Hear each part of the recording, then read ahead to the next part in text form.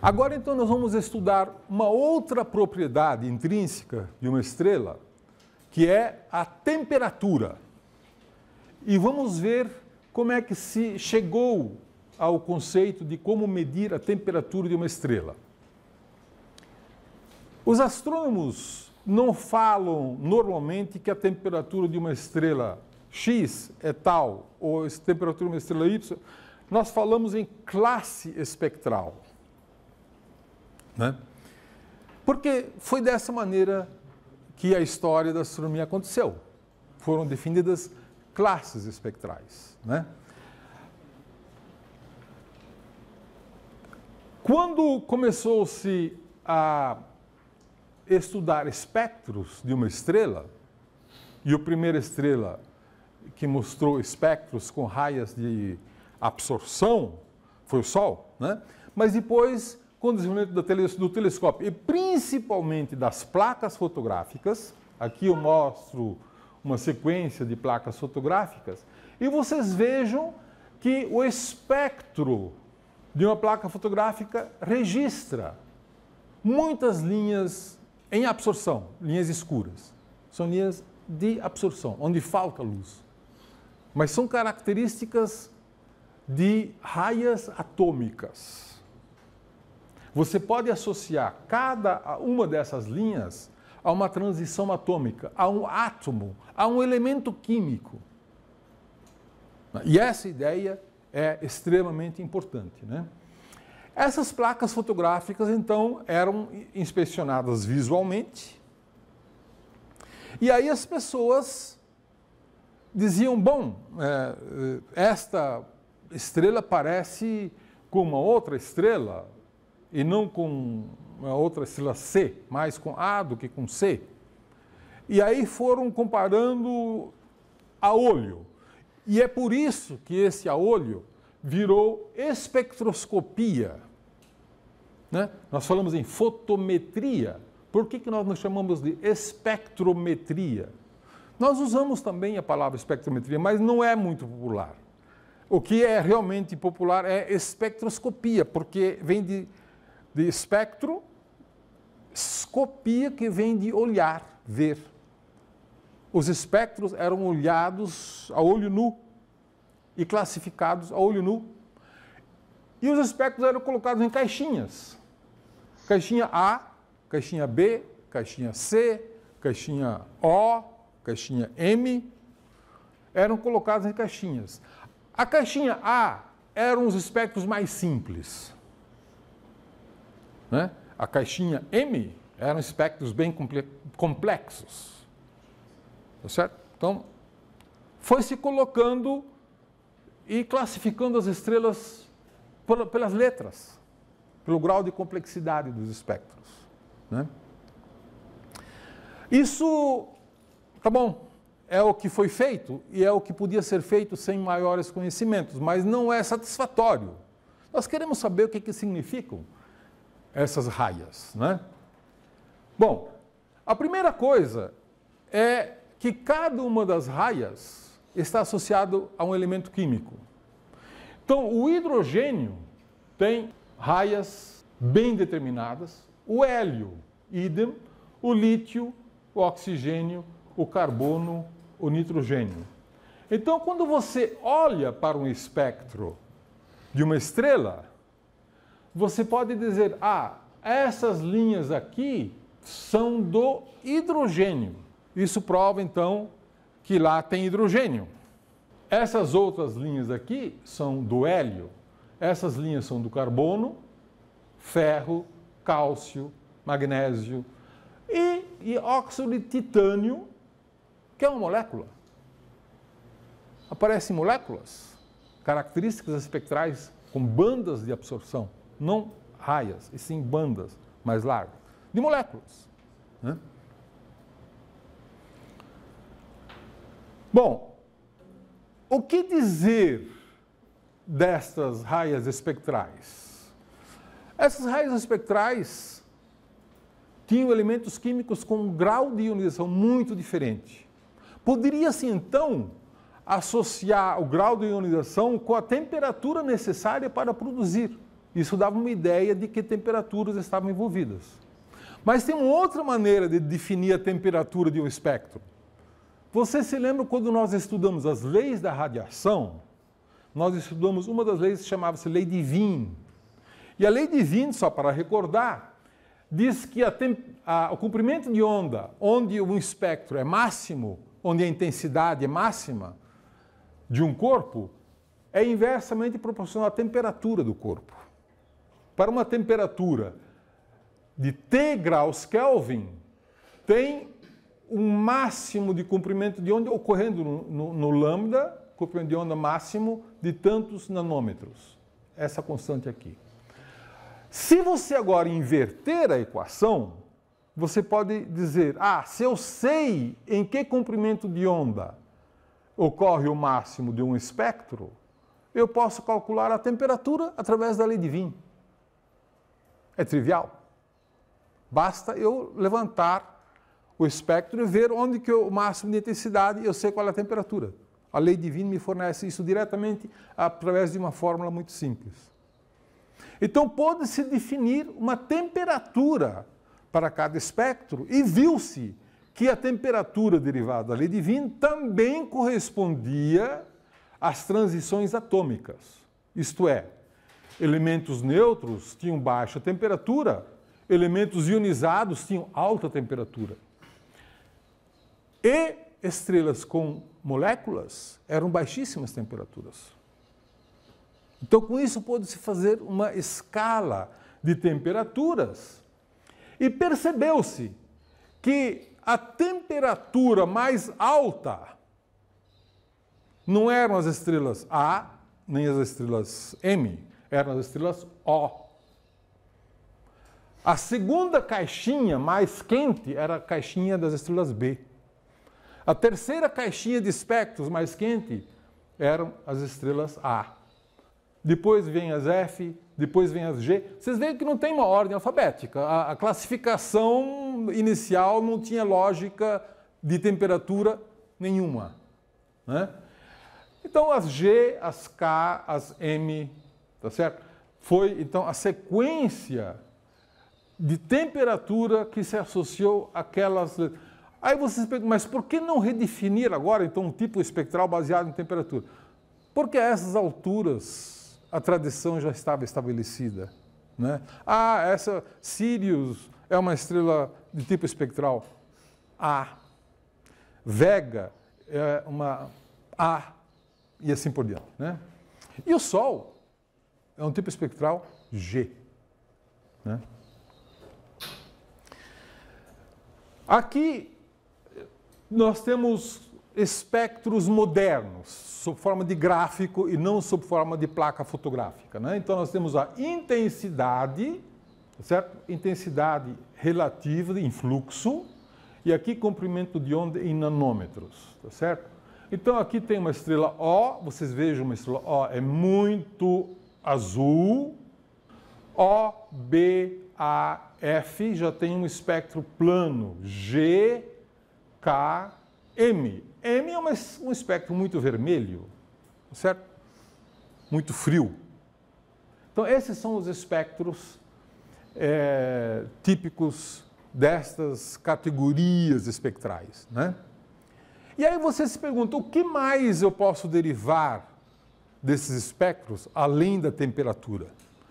Muita coisa. O espectro de uma estrela é a impressão digital da estrela. Os astrônomos derivam uma enorme quantidade de coisas. Por exemplo, abundâncias químicas, né? Se um dado elemento químico está presente no espectro, você pode dizer, se tem uma raia, uma transição presente no espectro, você pode dizer que aquela estrela tem aquele elemento químico, né? Foi, aliás, assim que foi descoberto um elemento químico chamado hélio. O hélio não era conhecido aqui na Terra. Ele foi descoberto quando as pessoas tiraram o espectro do Sol, conseguiram identificar uma série de raias atômicas, menos um conjunto. E, ao estudarem esse conjunto, perceberam que ele correspondia a um elemento químico de número atômico 2, que estava faltando. E aí batizaram esse elemento químico de número atômico 2 de hélio, em homenagem ao Hélios, Sol em grego. Daí é que vem a palavra hélio, porque ele foi descoberto no Sol, pelos astrônomos. É o segundo elemento químico mais abundante do universo, não era conhecido na Terra. Né? Só muito mais tarde ele foi descoberto em Minas, onde esse gás nobre finalmente pôde ser identificado. Outros elementos químicos você pode determinar a sua abundância com grande precisão nos espectros, mas para fazer isso você tem que fazer um modelo computacional de espectro de uma estrela, calcular todas as transições, e aí você faz uma receita culinária. Você vai colocando pitadas de um elemento, pitadas de outro, até que você consegue reproduzir todas as intensidades das linhas observadas. Quando você reproduziu tudo, você sabe qual é a composição química da estrela. É assim que são determinadas as composições químicas. Comparando esses espectros observados com modelos computacionais muito detalhados e sofisticados, né, feitos das atmosferas estelares. Bom, a sequência de espectros ficou meio complicado, né? A sequência de temperatura não é A, B, C, não. É uma sequência difícil de lembrar. Na verdade, é muito fácil de lembrar. Eu vou botar um truque para vocês, tá? O truque é o seguinte: diga, "Oh, be a fine girl, kiss me." Certo? Nunca mais vocês vão esquecer. Isso é do meu tempo. Agora, metade dos estudantes de astronomia são meninas. E aí elas inventaram uma outra versão para a história. Elas dizem que a história, na verdade, é "Oh, be a fine guy, kiss me." Certo? Com esse truque, você nunca mais vai esquecer qual é a sequência de temperaturas dos espectros das estrelas. Tá certo? E estão aqui, né, das mais quentes até as mais frias. O, B, A, F, G, K e M. Com o tempo, no entanto, percebeu-se que entre as estrelas B, A, F, haviam muitas sutilezas que poderiam ser categorizadas. Então, o que se fez? Inventou-se subunidades, né? Divisões, subclasses de temperatura. Então, não é mais uma classe B, passou a ser chamada de B0, B1, as mais quentes da categoria B, até B9, as mais frias. E aí começa as A, depois as F, F0, a F9. Aí começa as G0, a G9, e assim por diante. E o Sol é G2. Né? O Sol é do tipo espectral G2. Mas foi-se além. Aos poucos percebeu-se que essa divisão de 10 não era o suficiente. Que às vezes você precisa definir uma F3.5 ou um M4.5, porque está entre o M4 e o M5. Então se usa décimos para definir essas pequenas diferenças, né? Então, vocês vão ver com muita frequência que o Sol é uma estrela G2, mas que Vega é uma estrela A0. Tá certo? Bom, nós já vimos na aula anterior que as estrelas podem ser associadas com o índice de cor, né? E vimos também que a cor está associada com a temperatura. Quanto mais azul o espectro, mais quente. Quanto mais vermelho o espectro, pela lei divina, mais frio. Então nós poderíamos associar uma estrela, por exemplo, Antares, que tem 3.400 graus e tem um espectro muito vermelho. Se você medir o índice cor B menos V, você vai ver que vai ser um índice de cor muito vermelho. Mas se você fizer a mesma coisa com Spica, que tem 23.000 graus e que tem um espectro muito azul, você vai ver que ele tem um índice de cor muito azul. Então você pode fazer uma calibração entre a temperatura e o índice de cor. E isso pode ser muito útil. E essa é a calibração que eu mostro aqui, né? O índice de cor B menos V, menos 0,2 até 2 aproximadamente, né? Em função da temperatura, 2.000 graus, 10.000 graus, 30.000 graus, Kelvin. Né? Então, essa relação entre o índice de cor e a temperatura, ela é muito útil.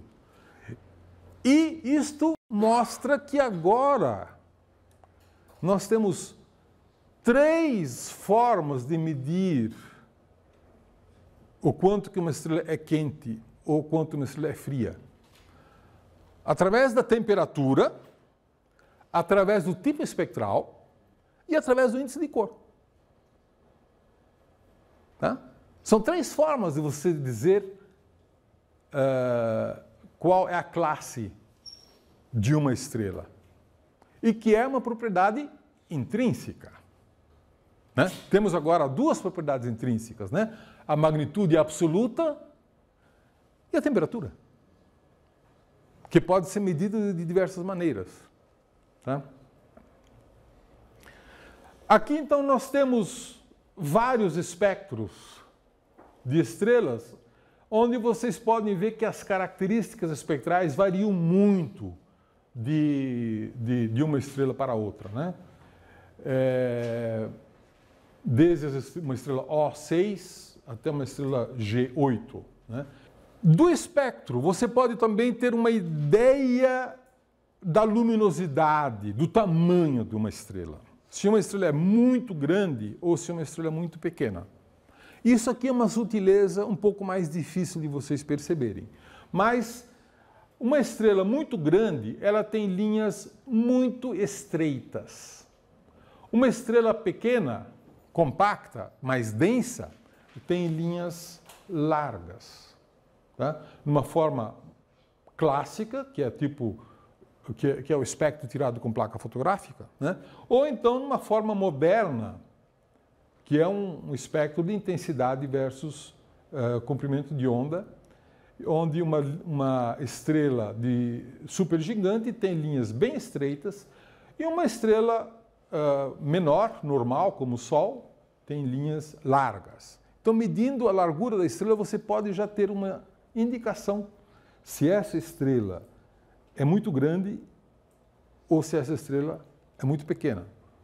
Por que isso? Porque uma estrela muito grande normalmente tem baixa densidade e uma estrela muito pequena tem alta densidade. E isso é que produz, a densidade atmosférica produz esse alargamento ou estreitamento de linhas. Não vamos entrar em muito detalhe nisso, mas bom vocês se lembrarem que do espectro, examinando o espectro com cuidado, você pode dizer se essa estrela é muito grande ou se ela é muito pequena. Se ela é mais gigante ou uma anã. Né? Ok. Essa talvez seja uma boa hora para falar de um outro tipo de objetos, que são as chamadas anãs marrons. Tá? O que é uma anã marrom? A anã marrom é uma categoria de objetos que, a rigor, não pode ser classificado nem como planeta, nem como estrela. Por quê? Porque para ser uma estrela, por definição, você precisa queimar hidrogênio no núcleo. Aí a estrela passa a ser estável e a produzir luz própria. Um planeta não tem luz própria. Isso define um planeta. Tá? Mas, se você tiver um objeto com uma massa de, digamos, 20 vezes a massa de Júpiter, você não consegue queimar hidrogênio no centro, mas você consegue queimar deutério. Portanto, essa estrela começa a produzir energia. Esse objeto começa a produzir energia. Não é uma estrela, porque não está queimando hidrogênio. Nós pensamos estrelas como sendo objetos que queimam hidrogênio. Então, uma estrela de 20 vezes a massa de Júpiter produz energia própria, mas não é mais planeta, portanto, nem uma estrela. Hidrogênio só começa a queimar quando você tiver massas, objetos com massa entre 75 a 80 vezes a massa de Júpiter. Né? O que então são esses objetos que queimam deutério, se elas não são mais planetas, que produzem energia, mas também não são estrelas, porque não queimam hidrogênio? Convencionou-se chamar a essa faixa de massas de anãs marrons. Anãs, porque são estrelas pequenas. E marrons, por quê? Porque são marrons? Não. Não. Porque anãs brancas já existiam, não podiam ser brancas, né?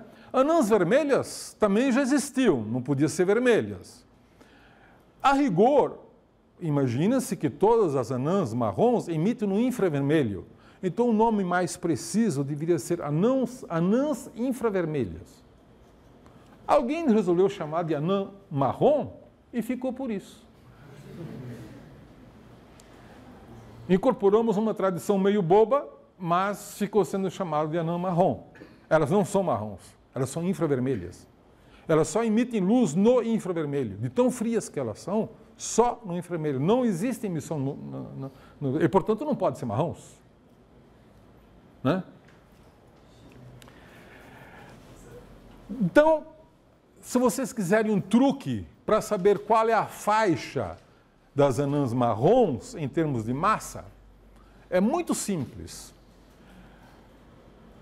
Se a estrela tiver, se o objeto tiver menos do que a massa do Sol dividido por 13 e mais do que a massa de Júpiter multiplicado por 13, lembre-se, 13 é o número do azar, ele define os dois limites, a massa do Sol dividido por 13 e a massa de Júpiter multiplicado por 13. Essas são as faixas das anãs marrons. Nesta faixa, que é uma faixa grande, nesta faixa o objeto queima deutério e é uma anã marrom. Isso foi um conceito teórico, né? Quando eu era estudante, e lá mesmo depois, muito tempo depois, que eu fui estudante no milênio passado, né? Como vocês podem perceber, falava-se em anãs marrons como objetos hipotéticos. E demorou-se muito tempo para descobrir a primeira anã marrom. Né? E a primeira anã marrom, a rigor, foi descoberta só em 1995. É relativamente recente. Né? Foi quando foi descoberto também o primeiro exoplaneta em torno de uma estrela normal. Né? Foi o mesmo ano. Né? E as duas primeiras anãs marrons conhecidas, descobertas, foram chamadas de Teide 1 e Gliese 229b. Né? Então, esses objetos que também têm agora tipos espectrais. São as chamadas tipo espectral L e T. Com o número de objetos que conhecemos e com o grau de conhecimento que eles são estudados, a classe L já está bastante bem definida. Né? Já sabemos que tipo de faixas de temperatura, de luminosidade elas têm. Mas a classe T ainda é muito pouco conhecida porque elas são muito frias. E suspeita-se que talvez haja ainda necessidade de mais uma classe de estrelas mais frias, das quais nunca se detectou nenhum objeto. Né? Então agora nós temos duas letras a mais no espectro, né? Nós temos agora O, B, A, F, G, K, L e T, tá certo? E você pode decorar facilmente se você disser Oh, be a fine girl, kiss my lips tenderly. Certo? Fácil de guardar, né? O L e o T foram colocados não sei se de propósito, mas certamente estrategicamente para as pessoas celebrarem, para não destruir o truque de memória, né, que foi estabelecido pelos astrônomos há tanto tempo, né? Eu falei que talvez falte uma classe, né, de anãos marrons que ainda não foi descoberta, que vai ser tão fria que não foi descoberta ainda. Eu estou torcendo para que essa classe seja classe S. Que aí você pode dizer, oh, be a fine girl, kiss my lips tenderly, sweetheart. Fica romântico, né? Mas vamos ver o que vem, se é que essa classe realmente existe, né? É brincadeira.